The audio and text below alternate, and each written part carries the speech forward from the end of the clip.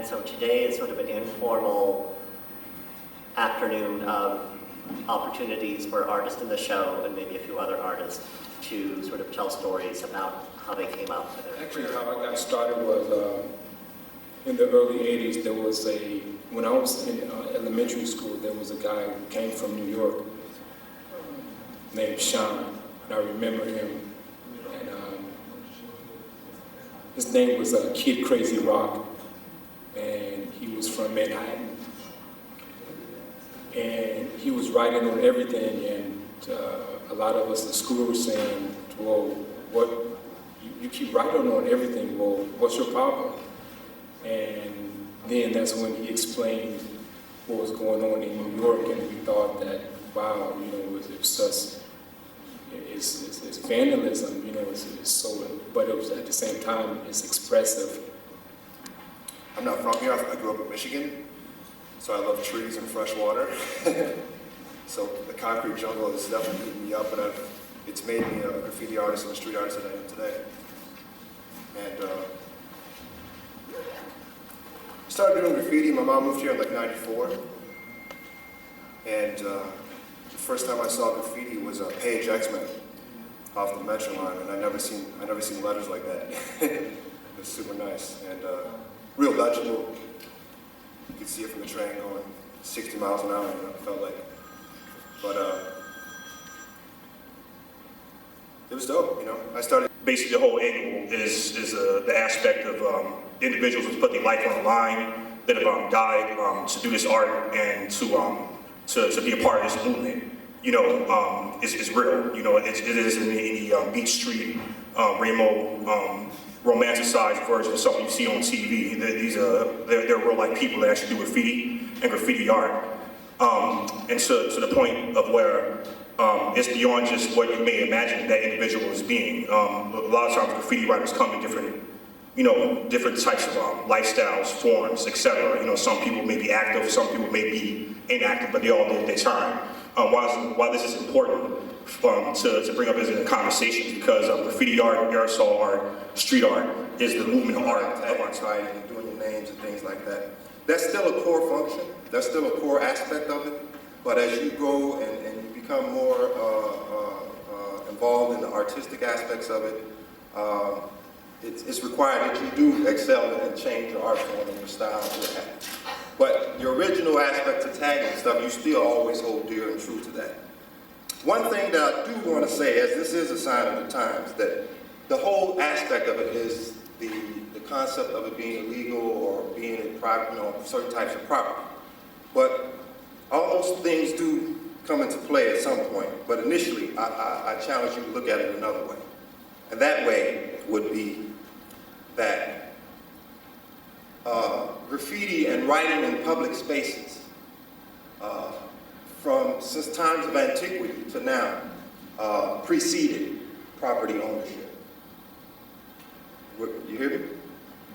Writing and painting in public spaces preceded property ownership by 30, 40,000 years ago. It's a privilege to be in front of my home city of Chicago. I've been supporting Chicago for like a long time. And I thought that shopping on Michigan Avenue was the best thing to do, but I didn't have no money. So I made some money.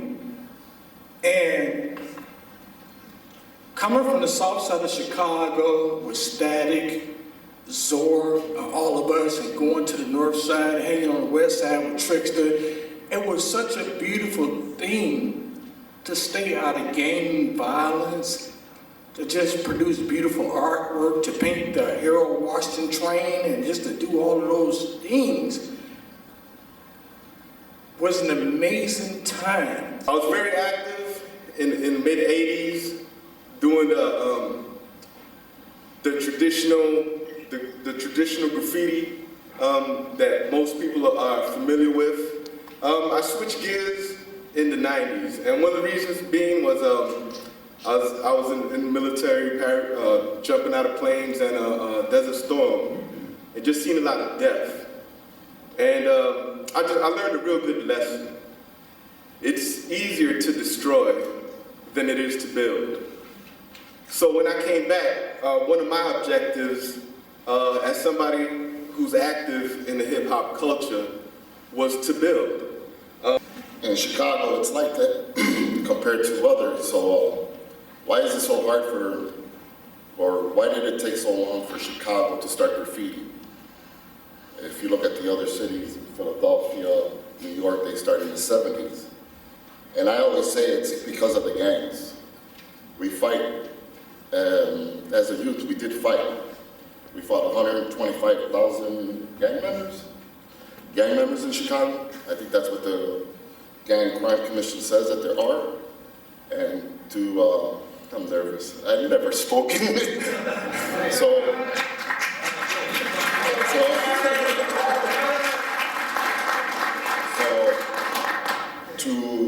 To see what my community did when they brought me back is probably why I'm a little bit emotional, because in those days, all these guys that you see did fight at one point or another the pain. There was gangs on every corner, Wicker Park, Little Square, Humboldt Park. Gangs were everywhere in Chicago. Every neighborhood, every street, it was gangs. That's basically, you grew up, you became part of it. Hip-hop emerged in Chicago in around 1982, 1983. And with hip-hop came an outlet for a lot of us to kind of separate ourselves from the gangs. Not just graffiti, but just the whole ideology of hip-hop itself and all the elements combined. Graffiti is probably the least respected, but one of the most important of all the elements of hip-hop. We're basically the advertising mechanism behind the music and the shows and so forth. But understood it's illegal in its destruction. When I got involved in graffiti, I was 11, 12 years old. Like most of us, I think we came from somewhat broken homes. And the gangs were all around us. And just having that artistic intention kind of drove us to do what we did. My name is Liz. A lot of you may know me as Beloved. I just want to say, since I have this opportunity to speak to so many of you in this weird venue, that Beloved is not me. I am not the beloved. Like, you all are the beloved. And I right there. Just start out to say that I am, like Unique said, I am like one of the babies of the babies. What drew me to graffiti and hip-hop in general, we keep talking about hip-hop. There's a lot of graffiti writers out there that wouldn't call themselves hip-hop, but just like you wouldn't call somebody your cousin, that doesn't mean that they aren't your cousin, really. So, there is a relationship whether you like it or not. However, for me, there was a very close, tight-knit relationship. And what is beautiful about hip-hop, whether as a rapper, a breaker, a beatboxer, a DJ, or a writer, graffiti writer, is it doesn't matter what you look like, it doesn't matter what race you are, it doesn't matter whether you're fat or you're skinny. I mean, yeah, people might still talk, but the point is that if you can deliver, and you can perform, and you are talented and innovative or persistent, any of these qualities, you will get respect, and you will get acknowledged. And to be seen as more than your exterior is something that's very rare. Now you could reach out to 15 people at one time. It was a bunch of young kids feeling dedicated and driven toward going out and standing for something other than just ourselves or the cause that we were. Using our resources and our skills to go out and do a memorial train, a series of memorial trains for Harold Washington, who was, of course, the first black mayor of Chicago. But also a great mayor. He was a great mayor, and he impacted us even as kids. We saw through our communities, through our families, the impact that he was making. Actually, my first job was due to Harold Washington. My first job, art-related, was really due to the Harold Washington program. Sort of street art. So this is a rooftop painted at the end of 2012, illegally off the Blue Line on the west side near Cicero. And this is last summer at St. Louis with my children.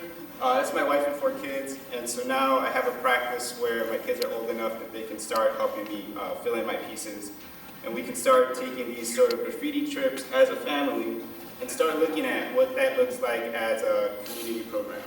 So, intergenerational. Basically, thank you all for participating in the show.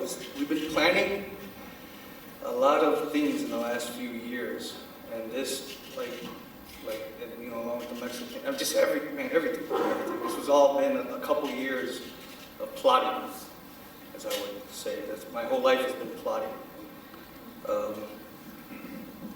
You've heard it all before as far as like graffiti, so I'm going to talk about the show. That's what I would like to talk about, the show, and like the significance of why everybody was in it. And unfortunately, there's like twice as many people that were not in the show.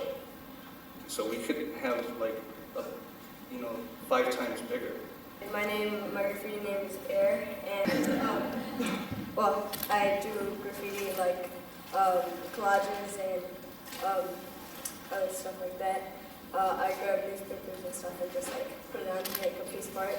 And yeah, like I've been doing this for like a few months now, and it's fun. It's fun.